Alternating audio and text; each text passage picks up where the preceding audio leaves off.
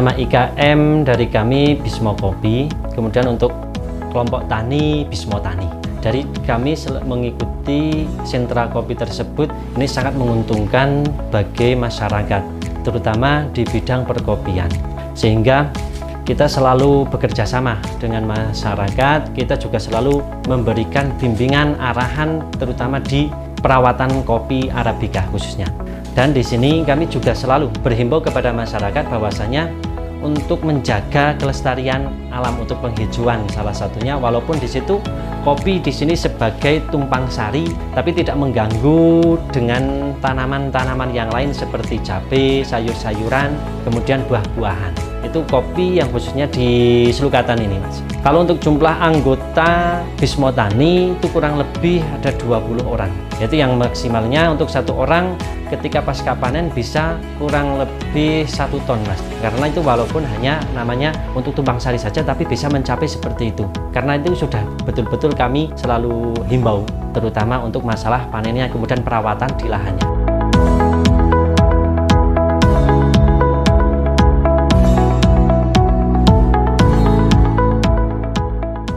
Ketika setiap musim kita hanya beberapa dari 20 orang tersebut itu yang tercatat, Mas, terutama di kelompok kami itu bisa menghasilkan kurang lebih sampai 60 atau 50 ton, Mas. Nah di situ sehingga kita juga ketika proses kita harus betul-betul betul-betul siap di situ. Kita harus betul-betul untuk mengontrol kualitasnya, terutama di situ di pasca panennya. Karena ketika musim kopi pun juga itu mulai dari bulan Februari, Maret, April, Mei itu adalah masa musim kopi di situ. Masih bentuk jari yang merah. Nanti kalau kita diolah, ya itu bisa menghasilkan kurang lebih sampai 1 M, Mas. Itu kalau dari bahan hal yang seperti itu. Kalau kita dirata-ratakan untuk jualnya 80.000 aja itu sudah bisa mencapai 1 M. Itu. Sehingga ya betul-betul membantu terutama perekonomian masyarakat. Jadi kalau untuk dari petani, dari kami masih di mix, Mas. Untuk masih yang tumpang sari dengan cabai, dengan sayuran, kita dijadikan satu sehingga di situ akan menimbulkan rasa yang berbeda di situ. Terutama kalau untuk masalah kopi, sehingga terutama itu di proses awal ya Mas ya.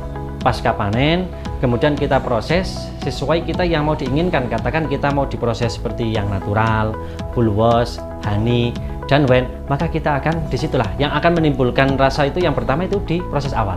Mending dari petani itu langsung cherry saja, nanti saya yang proses sehingga akan sesuai standar sentra.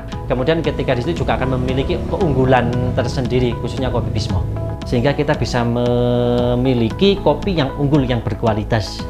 Itu terutama karena proses-proses itu yang paling rumit. Oh, kalau saya menggunakan proses ada 4, Mas.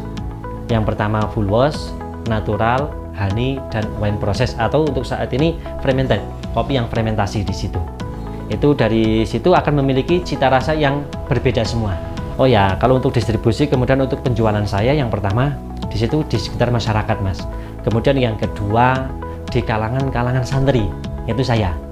Kemudian yang ketiganya saya di pusat oleh-oleh, kemudian kopi shop. Kemudian saya juga sering ini sudah bekerja sama dari teman-teman untuk terutama kopi shop di situ. Tidak hanya di Wonosobo, Mas, itu sudah banyak yang ngambil dari kami. Kalau di situ terutama saya harus bekerja sama dari kelompok tani, Mas, sehingga untuk kuantitasnya agar lebih maksimal. Yang biasanya paling dapatnya 50 sampai 60, pinginnya lebih, Mas, bisa sampai 100 ton di situ. Juga harus sosialisasi ke petani terutama di perawatannya. Di situ kan juga ada pemangkasan, ada pemupukan di situ kan. Nah, itu yang paling utama, Mas. Kemudian kalau untuk kualitasnya kita juga meminta kepada para petani harus petik betul-betul yang merah.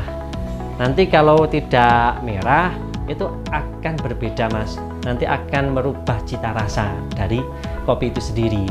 Oh, kalau untuk bekerja sama dengan pemerintah, terutama di sini Pemdes, Mas. Di situ untuk menyediakan atau untuk sosialisasi kepada masyarakat, ternyata kopi di situ lebih unggul di situ. Kemudian yang kedua bekerja sama dengan pemerintah dinas perindustrian, Mas. Di situ tentang pelatihan bahkan sama roasting di situ, Mas. Itu dari dinas perindustrian, kemudian juga dari instansi-instansi yang lain seperti contoh perdagangan di situ, kemudian pariwisata.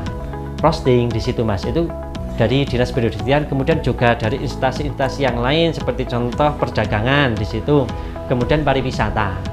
Itu kalau untuk pengemasan di situ dari Dinas Perindustrian, sehingga akan menambah ya daya tarik bagi masyarakat, bagi para pembeli di situ Mas. Kalau saya mulai usaha itu 2016. Dari 2016 di situ emang saya yang dulunya kopi di situ Mas ya. Itu harganya murah. Saya lihat dari situ, kok ini kopi harganya murah, cherry di situ Mas, paling harga 3.000, 4.000, 5.000 sudah paling mahal. Tapi begitu saya masuk di dunia kopi tersebut, ya alhamdulillah Mas, itu bisa menaikkan harga. Jadi untuk bisa menguntungkan para petani. Nah di situ, setelah sampai di situ, untuk kendala-kendala yang pertama Mas, ini yang saya laksanakan di situ adalah untuk modal.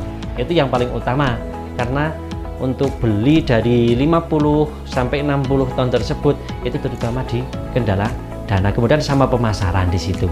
Itu yang paling utama kendala-kendala saya. Karena ini juga kurang maksimal untuk saat ini.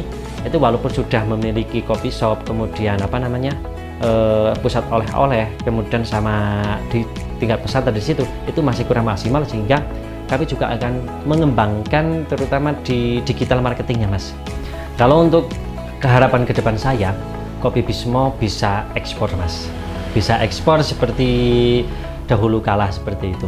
Pengennya seperti itu. Kemudian untuk Kopi Wonosobo kita tetap jaga kualitas, kemudian kita juga nantinya bisa ekspor seperti itu.